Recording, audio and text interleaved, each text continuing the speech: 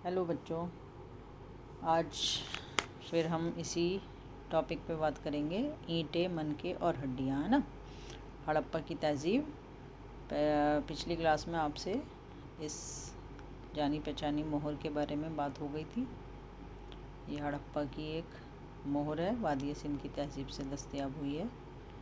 इसके बाद हमने बात की थी इस्लाहात, मकामात और अदवार के बारे में, और इस पिक्चर के बारे में जो मन के औज़ान और हथियारों के फल, इस पर हमने उस दिन बात कर ली थी। फिर इसके बाद हम आए थे इस पे मैप के ऊपर।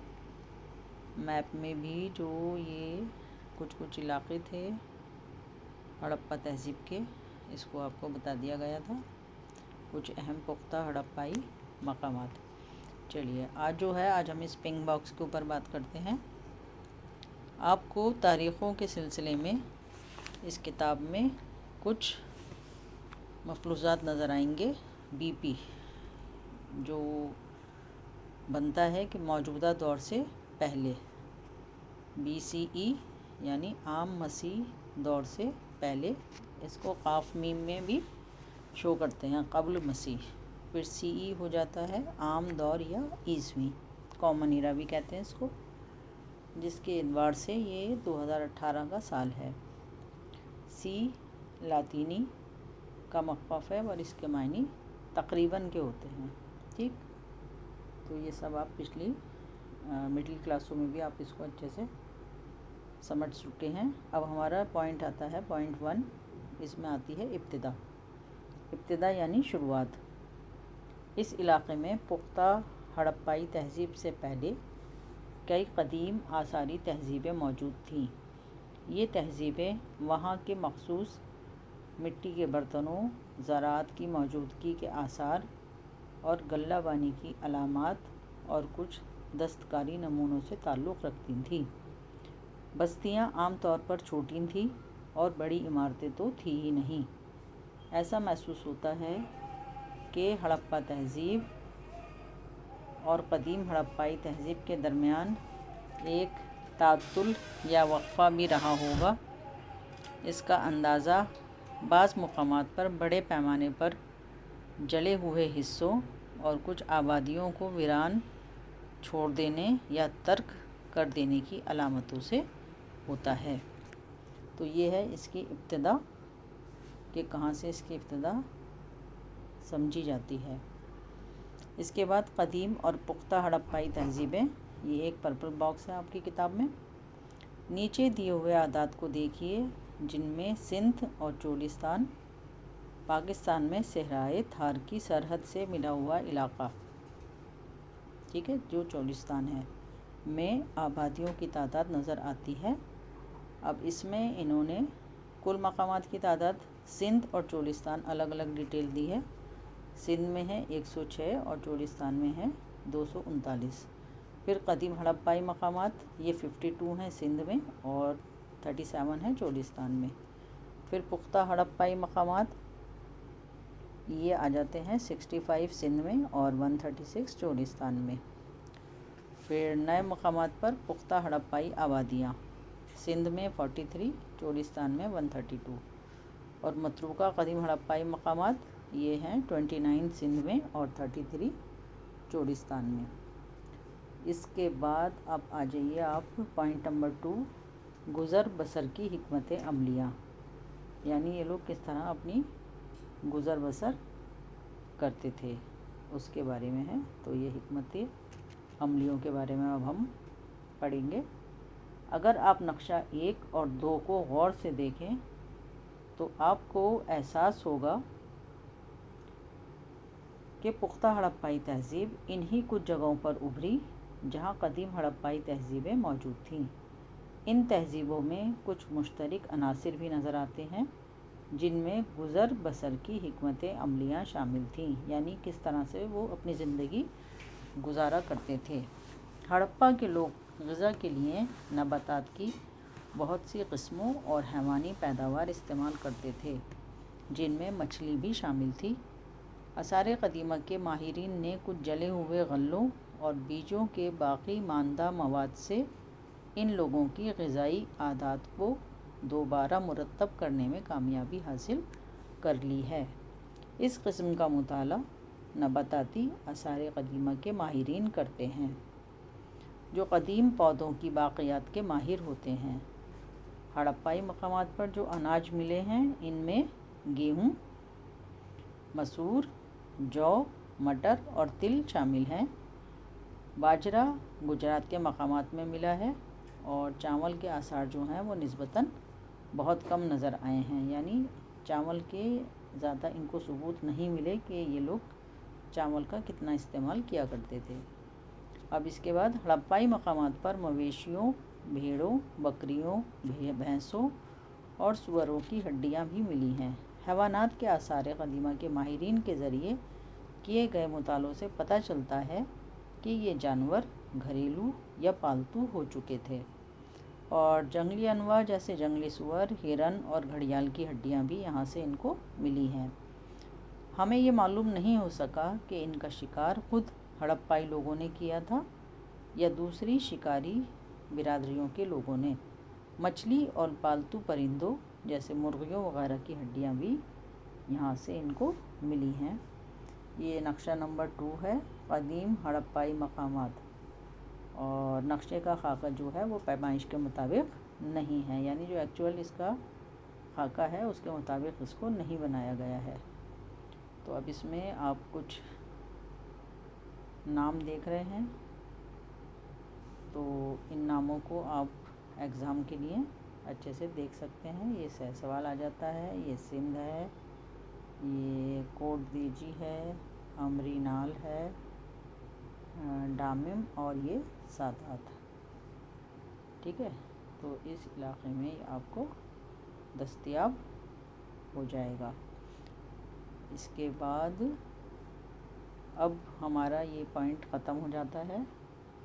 اب نیکسٹ پوائنٹ شروع ہوتا ہے 2.1، اس میں آ جاتا ہے زراعتی تکنیکیں، کہ زراعت مطلب کھیتی باڑی کرنے کے لیے جو بھی ٹیکنیکس وہ لوگ استعمال کیا کرتے تھے وہ اس میں آ جائے گا۔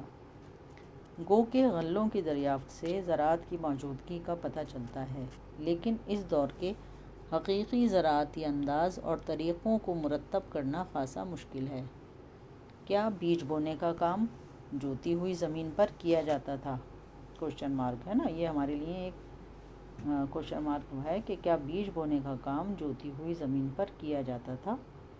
مہروں کی تصویروں اور پکائی مٹی، جسے ٹیراکوٹا نام دیا جاتا ہے، کی مورتیوں کے نمونوں سے بیل کی موجودگی کا پتہ چلتا ہے۔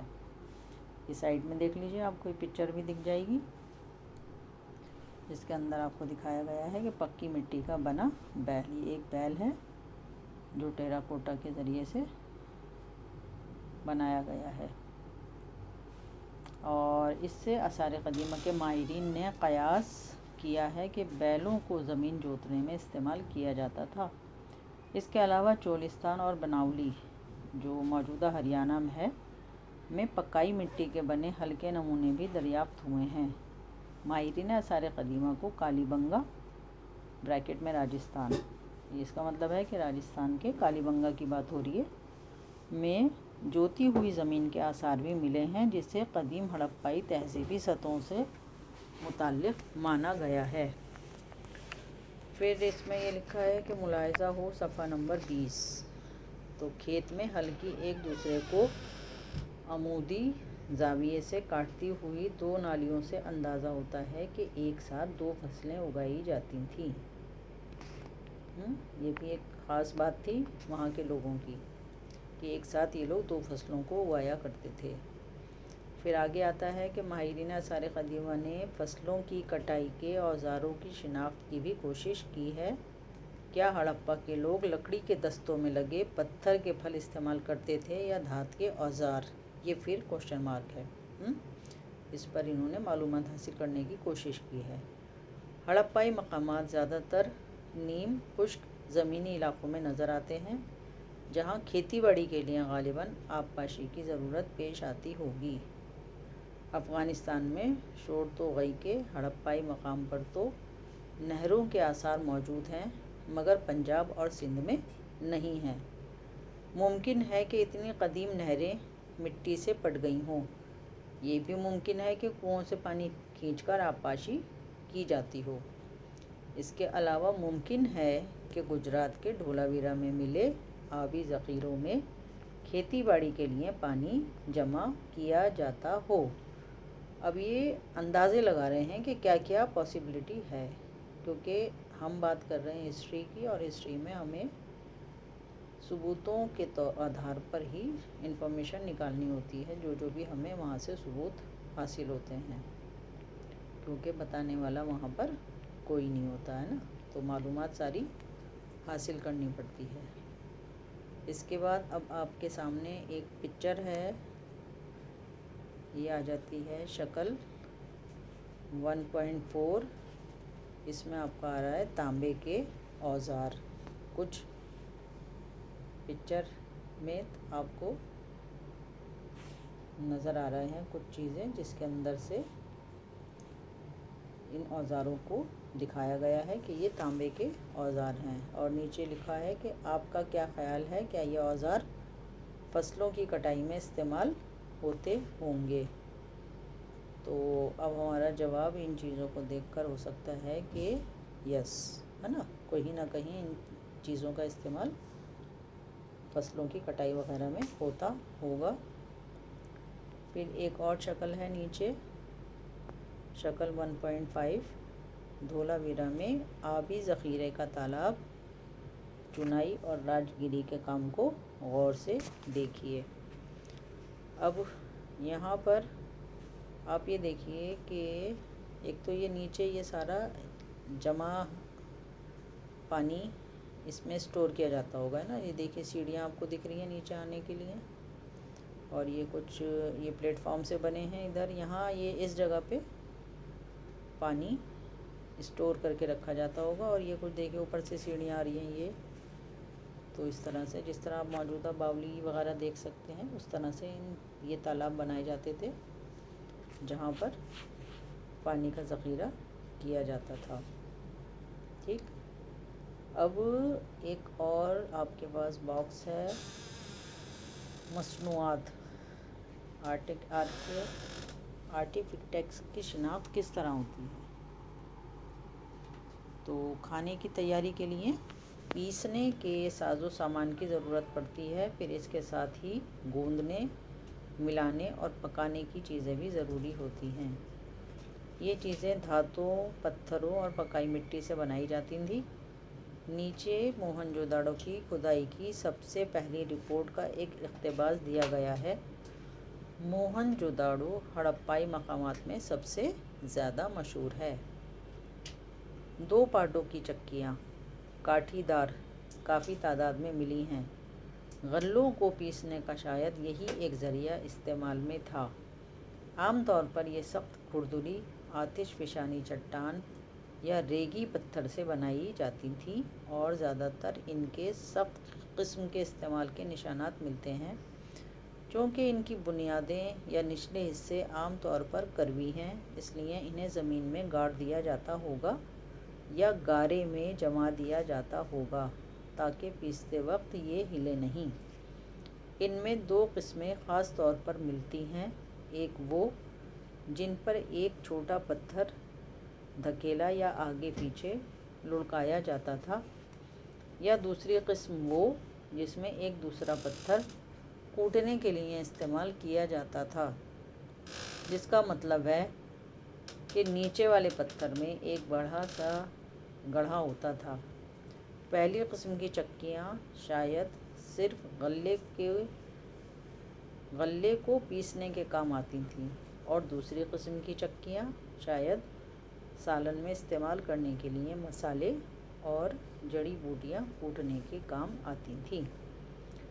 सच तो ये है कि इस किस्म के पत्थरों का नाम हमारे साथ काम करने वाले मज़दूरों ने सालन वाले पत्थर करी स्टोन ही रख लिया है, और हमारे एक बावर्ची ने तो म्यूज़ियम से एक ऐसे पत्थर को बावर्ची खाने में इस्तेमाल करने के लिए उधार मांगा भी था।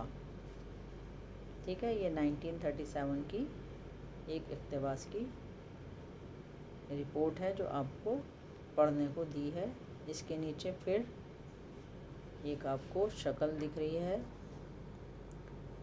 جس میں کاٹھی دار چکی دکھائی گئی ہے، جو اوپر ذکر آیا ہے پتھروں کا، تو یہ اس طرح کے 2 پتھر آپ کو نمونے کے طور پر انہوں نے دکھا بھی دیا۔ اور نیچے لکھا ہے کہ ماہرین آثار قدیمہ آج کے دور کی مشابہتوں یا ملتی جلتی چیزوں سے یہ سمجھنے کی کوشش کرتے ہیں کہ قدیم مصنوعات کو کس طرح استعمال کیا جاتا تھا۔ میکی نے آج کی چکیوں کا وہاں ملنے والی چکیوں سے موازنہ کیا۔ کیا یہ طریقہ کار سود مند ہے نا؟ اب یہ پھر ہم سے کوشچن مارک لگا رہے ہیں اور ہم سے پوچھ رہے ہیں کیا یہ صحیح ہے کہ مشابہت یا ملتی جلتی چیزیں پچھلے دور کی اس دور سے ملائی جا رہی ہیں، ہے نا؟ تو اس میں بھی ہمارا جواب ہونا چاہیے یس، کیونکہ یہ پرانے پتھر چکیاں یا پیسنے کے کام آتے تھے، اور جیسے اس کے بعد سل بٹہ آ گیا موجودہ زمانے میں اور زیادہ ایڈوانس دیکھیں تو اب مکسی وغیرہ میں اس کام کو کیا جاتا ہے۔ تو اتنا سمجھ آ گیا ہوگا سب کو۔ اب اس کے بعد جو ہمارا تیسرا پوائنٹ چلتا ہے وہ ہے موہن جوداڑو، ایک منصوبہ بند شہری مرکز۔ یہ امپورٹنٹ ہے، اس کو ذرا دھیان دے کے سمجھ لیجئے گا کہ شہری مراکز کا ابھرنا ہڑپائی تہذیب کی شاید سب سے انوکھی خصوصیت تھی۔ آئیے ایک ایسے ہی شہری مرکز موہن جودڑو کو ذرا قریب سے دیکھیں۔ حالانکہ موہن جودڑو سب سے زیادہ مشہور اور جانا پہچانا مقام ہے، مگر جو مقام پہلے دریافت ہوا تھا وہ ہڑپا ہی تھا۔ یہ پوری آبادی 2 حصوں میں تقسیم کی گئی ہے، ایک نسبتاً چھوٹا مگر کچھ اونچائی پر، اور دوسرا کافی بڑا مگر نشیب میں۔ نشیب مطلب گہرائی۔ آثار قدیمہ کے ماہرین نے ان کا نام بالترتیب حصار یا قلعہ اور نشیبی شہر رکھے ہیں۔ حصار یا قلعے کی اونچائی اس وجہ سے ہے کہ یہاں عمارتیں اینٹوں اور گارے کے چبوتروں پر اٹھائی گئی تھیں۔ اس کے ارد گرد دیوار بھی تھی، جس کا مطلب ہے اسے جغرافیائی یا جسمانی طور پر بھی نشیبی شہر سے علیحدہ کیا گیا تھا۔ اب یہ ہماری اوپر پکچر رہ گئی تھی، یہ نشیبی شہر دکھایا ہے انہوں نے اس طرف پورا، اور ادھر جو ہے انہوں نے دکھایا ہے حصار یا قلعہ۔ تو اس طرح سے یہ اپنے شہروں کو محفوظ طریقے سے رکھنے کی کوشش کرتے تھے۔ اس کے بعد آگے جو آتا ہے اگلا پیراگراف، اس میں ہے کہ نشیبی شہر بھی دیوار بند تھا، یعنی اس کے چاروں طرف انہوں نے سیفٹی وال بنائی ہوئی تھی۔ بہت سی عمارتیں چبوتروں پر بنی ہوئی تھیں جو بنیاد کا بھی کام دیتے تھے۔ حساب لگا کر یہ اندازہ لگایا گیا ہے کہ اگر ایک مزدور لگ بھگ 1 مکعب سینٹی میٹر روزانہ ڈھو لیتا ہوگا تو صرف بنیادوں کو جمانے کے لیے 40 لاکھ مزدوروں کی ضرورت پڑی ہوگی، جس کا مطلب ہے بہت بڑے پیمانے پر مزدوروں کو اکٹھا کیا گیا ہوگا، کیونکہ جس طرح کی مضبوطی اور احتیاط اور بناوٹ ہے اس میں یہ لگتا ہے کہ کم از کم ایک بہت بڑی تعداد جو تقریباً انہوں نے 40 لاکھ بتائی ہے، اتنے تو ضرور جمع ہوئے ہوں گے، یا جو بھی پاسبلٹی ہے وہ انہوں نے اندازہ لگا کر ہم کو بتانے کی کوشش کی ہے۔ اس کے بعد نیکسٹ پیراگراف آ جاتا ہے کہ ایک اور بات پر بھی غور کیجیے، ایک مرتبہ چبوترے بن جانے کے بعد شہر میں ہونے والا تمام تعمیری کام ایک محدود علاقے میں مرکوز رہتا ہوگا۔ اس کا مطلب یہ ہوا کہ پہلے آبادی کا منصوبہ مکمل کیا گیا ہوگا اور پھر اس کے مطابق کام پورا کیا گیا ہوگا۔ اس قسم کی منصوبہ بندی کا پتہ جن چیزوں سے چلتا ہے ان میں اینٹیں بھی شامل ہیں، جو خواہ دھوپ میں سکائی گئی ہوں گی یا آگ میں پکائی گئی ہوں گی۔ ان کا تناسب بالکل معیار کے مطابق یا طے شدہ تھا، جس میں لمبائی چوڑائی سے 4 گنا تھی اور اونچائی جو تھی وہ دوگنی تھی۔ تمام ہڑپائی مقامات میں ایسی ہی اینٹیں استعمال ہوتی تھیں۔ تو یہ انہوں نے اینٹوں کی تفصیل دے دی کہ کس طرح کی اینٹیں آپ کو دستیاب ہوئی ہیں اس علاقے کی۔ اس کے بعد ایک یہاں پر ایک پھر باکس آ جاتا ہے، اس میں آ جاتا ہے ہڑپا کی درگت۔ گو کہ ہڑپا دریافت کیے جانے والے مقامات میں پہلا مقام تھا۔ ٹھیک ہے، اس والی بات کو آپ دیکھ سکتے ہیں کہ یہ ایگزام کے لیے یہ والی لائن آپ کی بن سکتی ہے کہ ہڑپائی تہذیب میں جو ہڑپا تھا وہ پہلا مقام تھا۔ ٹھیک ہے، یہ والا آپ اچھے سے اس کو دیکھ سکتے ہیں۔ اور مگر اسے اینٹ چوروں نے بری طرح لوٹا ہے۔ اینٹ چور، کیونکہ جب یہ مقام دریافت ہوا تو وہاں کے جو لوکل لوگ تھے، کھدائی میں جب یہ اینٹیں ملیں تو بہت سارے لوگ اینٹیں چرا کر لے گئے، جس کی وجہ سے ان لوگوں کو نام دیا گیا ہے اینٹ چور۔ Alexander Cunningham archaeological survey of India ASI کے پہلے ڈائریکٹر نے، جنہیں کبھی کبھی بابائے محکمہ آثار قدیمہ ہند کہا جاتا ہے، اس والی بات کو بھی آپ انڈر لائن کر لیجئے، یہ بھی آپ کا ون ورڈ میں آ سکتا ہے نا۔ Alexander Cunningham archaeological survey of India ASI کے پہلے ڈائریکٹر، اور اسی میں دوسرا کوشچن بھی بن سکتا ہے کہ انہیں بابائے محکمہ آثار قدیمہ ہند کہا جاتا ہے۔ پھر اسی میں آگے ہے کہ 1875 میں اظہار کیا گیا تھا کہ اس قدیم آثار سے جتنے اینٹیں اٹھا کر لے جائی گئی ہیں وہ لاہور اور ملتان کے درمیان تقریباً 100 میل کی ریلوے لائن پر بچھا دینے کے لیے کافی ہوں گی۔ اس طرح اس قدیم مقام کے بہت سے عمارتی ڈھانچے تباہ ہو گئے۔ اس کے مقابلے میں موہن جودھو کا تحفظ بہت بہتر رہا، یعنی بہت بڑا نقصان اینٹ چوروں کے ذریعے تاریخ کو ہوا ہے۔ ٹھیک ہے، اتنا آپ کو سمجھ آ گیا ہوگا۔ اس کے بعد اگلی کلاس میں ہم اگلا پوائنٹ لیں گے، نالیوں کا جال پھیلانا۔